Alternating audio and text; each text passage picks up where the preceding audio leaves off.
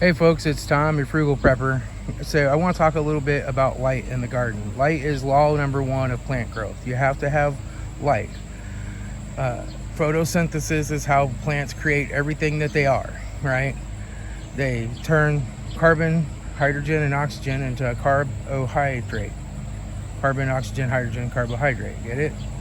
And carbohydrates form chains and make sugars. So even the fibers in the plant are made of cellulose, which is a sugar. It's a sugar that humans can't digest because it's too complex, but it is a sugar.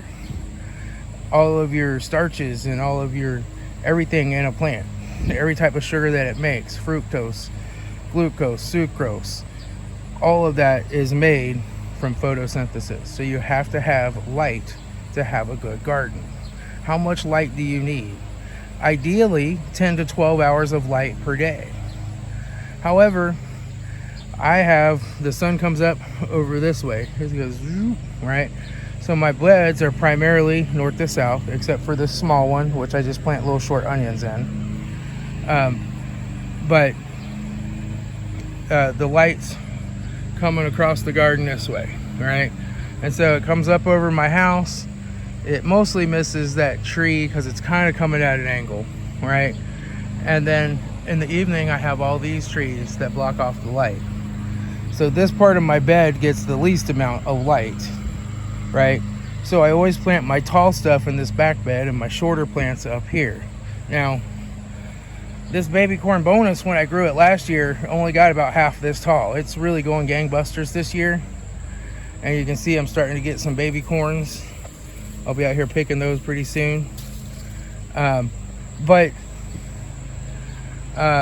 So I'll have to reevaluate that next year because last year they only got like this tall. I don't know why, but they really took off this year.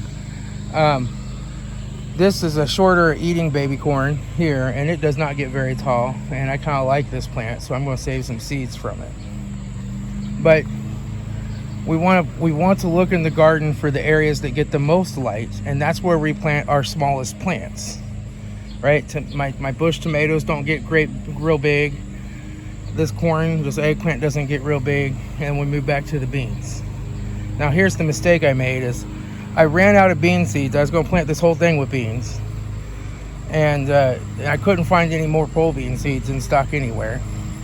So I decided a gardener gave me some squash and some cucumbers, and these things are really struggling because they don't have enough light. I mean, I've got a cucumber or two and I've gotten a squash or two, but they're just not setting fruit because the beans have gotten big and they have started to shade it out. And so what I had done originally was go and prune out a lot of this foliage on the beans down low to let some more light get in there. But then the corn grew up really tall, right? So these are things that you have to think about. These are challenges you're going to have in your garden. But in Mittleider, we use T-frames, and we grow things up the strings when possible so that they grow up and get to the light. And we plant those plants that get tall where there's less light getting to the garden because they can grow up to get to the light. These shorter plants you don't want the tall plants to shade them out. But like I said, everything a plant is due to light. That's why light is the number one rule of plant growth. Ideally, you'll get 10 to 12 hours per day. You can do as little as 6. I get on average throughout the year about 8 hours. I get 7 hours. I'm getting towards 7 hours now. I'll tell you, every time you do a video, just planes and trains and everything else starts showing up. But I get about 7. I'm down to about 7 hours now. I'll get about 9 hours in the longest part of summer. But on average, I get about 8 hours of light per day.